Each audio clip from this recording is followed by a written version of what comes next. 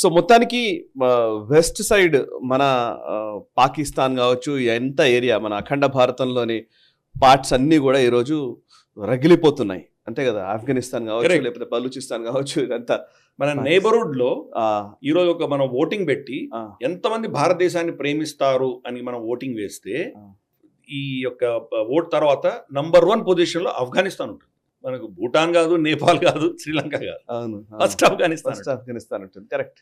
మనం చూస్తే మన ఛాంపియన్స్ ట్రోఫీలో కూడా భారత ప్రతి మ్యాచ్ ని సమర్థించేది మనకంటే ఎక్కువ వాళ్ళు సమర్థించారు. Correct correct correct correct. So అంటే ముస్లిం దేశం అయినా కానీ వాళ్ళకు అటువంటి భారతదేశం అంత పాజిటివ్. నాకెందుకు ఒక అభిప్రాయం ఉంది సార్. యాక్చువల్లీ ఇందిరాగాంధీ గారి పీరియడ్ లో వెస్ట్ పాకిస్తాన్, ఈస్ట్ పాకిస్తాన్ విడిపోయాయి.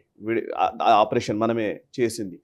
నాకెందుకో మోదీ గారి ఎగ్జిట్ లేదా ఆయన రిటైర్మెంట్ లేదా ఆయన ఇంకా ఆయన పక్కకు జరిపే టైంకి ఏదో ఒక పెద్దదే జరిగే అవకాశాలు ఉన్నాయేమో అని అనుకుంటున్నాను. అట్లాంటి ఆపరేషన్ జరిగినా ఆశ్చర్యం లేదని నా అభిప్రాయం. అంటే జరిగి తీరాలి అని మనం కోరుకోవాలి. కరెక్ట్. అన్ఫార్చునేట్గా మనకి ఏంటంటే మన ఎస్టాబ్లిష్మెంట్ ప్రతి దేశంలో ఎస్టాబ్లిష్మెంట్ ఉంటుంది.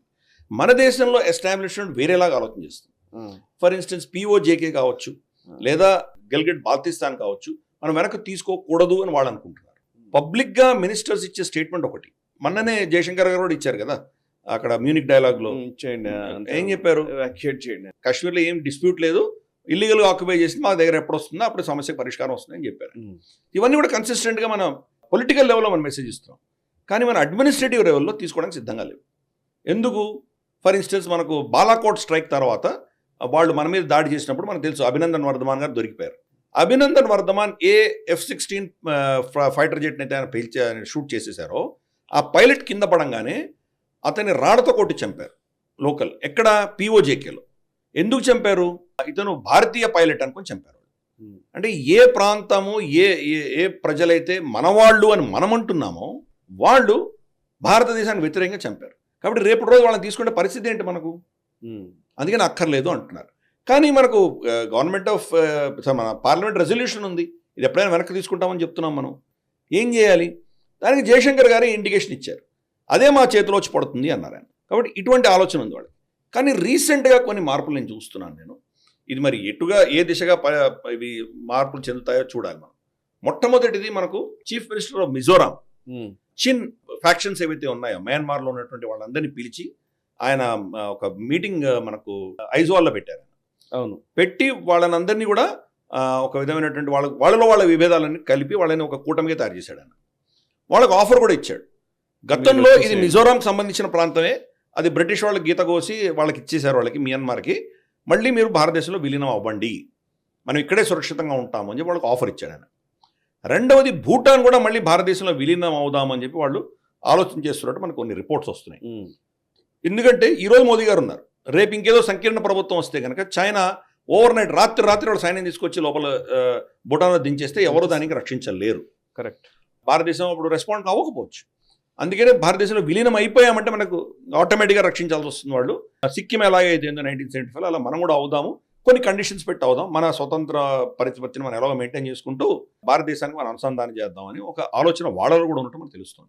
మూడవది మనకు తెలుసు అరక్కన్ ఆర్మీ కావచ్చు, మనకు ఈ మియన్మార్ని మన రోహింగ్యాలు తరిమేసినటువంటి ప్రాంతం అరక్కన్ ప్రాంతం అంతా కూడా వాళ్ళు కూడా మెల్లిమెల్లిగా బహుశా ఒక ఇండిపెండెంట్ స్టేట్గా డిక్లేర్ చేసుకొని ఏదో విధంగా భారతదేశంతో అనుసంధానం చేసుకుందామని ఆలోచన వాళ్ళకు ఉన్నట్టు తెలుస్తుంది. కాబట్టి ఇటువంటి కొన్ని మార్పులు వచ్చే సూచనలు మనకు తప్పకుండా ఉన్నాయి. అదే డొనాల్డ్ ట్రంప్ కూడా ఏం చెప్తున్నాడు, ఆయన కెనడాని 51st స్టేట్ కింద తీసుకుంటా అంటున్నాడు, పనామాని టేక్ ఓవర్ చేస్తున్నా అంటున్నాడు, గ్రీన్లాండ్ టేక్ ఓవర్ చేస్తున్నా అంటున్నాడు. ప్రతి పెద్ద శక్తి ఏదో భూమిని పెంచుకునే దిశగానే మాట్లాడుతున్నాయి. రష్యా ఏమో యుక్రెయిన్లో భూభాగం తీసుకుంది, జార్జియాలో కొన్ని ప్రాంతాలు పెట్టుకున్నారు వాళ్ళు, చైనా ఏమో 5 ఫింగర్స్ అంటారు వాళ్ళు, టైవాన్ రేపో మాపో వాళ్ళు దాడి చేయడానికి సిద్ధంగా ఉన్నారు. మరి ఆ పరిస్థితికి వచ్చినప్పుడు మనం కూడా మన రక్షణ కోసం ఏదో చేయాలి. ఏదో మన ఊరికే బల ప్రదర్శన కోసం చేయకూడదు. అవును, మన రక్షణ కోసం, మన స్ట్రాటజిక్ ఇంట్రెస్ట్ కోసం కొంత మన సరిహద్దులు మార్చుకోవాల్సిన బాధ్యత మనకుంది. ఇన్ఫ్యాక్ట్ మనకు 1947 బ్రిటిష్ వాళ్ళు వెళ్ళిపోయి ట్రాన్స్ఫర్ ఆఫ్ పవర్ జరిగిన తర్వాత, ఇప్పుడు కూడా ఇది చాలా కేర్ఫుల్గా అంటారు, independence day transfer of power అయిపోయిన తర్వాత మన సరిహద్దులు ఎప్పుడు కూడా ఒకలా లేవు, మారుతూనే ఉన్నాయి. 47లో మనకు కాశ్మీర్ కొంత భాగం పోయింది, 62 చైనీస్ యుద్ధంలో మన అక్సైచిన్ కోల్పోయాం, మనం కొంత భూభాగం కొన్ని ప్రాంతాలు అరుణాచల్లో పోయాం మనకు. తర్వాత 65 పాకిస్తాన్ యుద్ధంలో కొన్ని ప్రాంతాలు కోల్పోయాం, కొన్ని మన అధీనంలో ఉన్నాయి. లైన్ ఆఫ్ మన సీజ్ ఫైర్ లైన్కి వచ్చేసరికి తర్వాత 61లో మనకు గోవా విలీనమైంది భారతదేశంలో. తర్వాత 71 యుద్ధంలో 5 ఊర్లను వెనక్కి తీసుకున్నాం. మనం టుర్టుక్లో మనం రాత్రి కూడా వెళ్ళి ఉండొచ్చాం. మనం ఇక్కడ నుబ్రా వ్యాలీలో టుర్టుక్తో సహా 5 గ్రామాలు వెనక్కి వచ్చాయి మనకి. అంటే సరిహద్దు మారిందనే కదా అర్థం. తర్వాత మన్మోహన్ సింగ్ సమయంలో వాళ్ళు డెప్సాంగ్ ప్లేన్స్ వచ్చి ఆక్యుపై చేసి మన సరిహద్దులు మార్చారు వాళ్ళు. 1975లో సిక్కిం మనలో కలిసింది. మోదీ గారి ప్రభుత్వం వచ్చిన తర్వాత కూడా బంగ్లాదేశ్ తోటి ఒప్పందం చేసుకొని కొన్ని ఆన్క్లేవ్స్ వాళ్ళకి ఇచ్చేసాం మనం, కొన్ని వాళ్ళ దగ్గర పెట్టుకున్నాం. కన్సిస్టెంట్గా మన బార్డర్స్ మారుతూనే ఉన్నాయి, ఎప్పుడు కూడా స్టాటిక్గా లేవు. కాబట్టి ముందు కూడా మారాలి, కానీ మన ఇంట్రెస్ట్ కోసం మారాలి. ఫర్ ఇన్స్టెన్స్ చిట్టగాంగ్ ప్రాంతం కనుక మనం టేక్ ఓవర్ చేశామంటే మనకు ఈశాన్య రాష్ట్రాలకు వెళ్ళడానికి సముద్ర మార్గం దొరికిపోతుంది. ఆ చిట్టగాంగ్ హిల్ ట్రాక్స్ మనం వెళ్ళాం కదా, అక్కడికి దాదా సూర్యసేన్ దగ్గరికి వెళ్ళాం మనం. అది చికెన్ స్నాక్ వాళ్ళది, బంగ్లాదేశ్ చికెన్ స్నాక్. అది మనం టేక్ ఓవర్ చేసామంటే ఈజీగా మనం అక్కడి నుంచి త్రిపుర, ఐజ్వాల్కి వెళ్ళిపోవచ్చు మనం. కరెక్ట్. కాబట్టి ఇటువంటి కొన్ని మార్పులు రావాలి. మరి అది ఎప్పుడు వస్తాయి, ఎలా వస్తాయి, ఆ అడ్వాంటేజెస్ అని మనం చూడాలి. కానీ ఆపర్చునిటీస్ ఎప్పుడు రావు. ఒక దేశ చరిత్రలో ఎప్పుడో 20, 30 ఏళ్ళు, 40 ఏళ్ళకి ఒక ఆపర్చునిటీ వస్తుంది. దాన్ని ఆ ప్రభుత్వాలు నిజంగా దాన్ని వినియోగించుకుంటాయా లేదా అన్నది చూడాలి. చరిత్ర వాళ్ళని నిర్ణయిస్తుంది. వినియోగించుకుంటారనే నా అభిప్రాయం సార్. అది కోరుకుందాం. ఈ వీడియో మీకు నచ్చినట్టయితే లైక్ చేయండి, 10 మందికి షేర్ చేయండి. అలాగే కామెంట్ల రూపంలో మీ అభిప్రాయాలను మాతో పంచుకోండి. Nationalist hub group of channels ను సబ్స్క్రైబ్ చేసుకుని తెలుగునాట జాతీయవాద జర్నలిజాన్ని ప్రోత్సహించండి. ఈ వీడియో కింద ఉన్న బెల్ ఐకాన్ పై క్లిక్ చేయడం మర్చిపోవద్దు.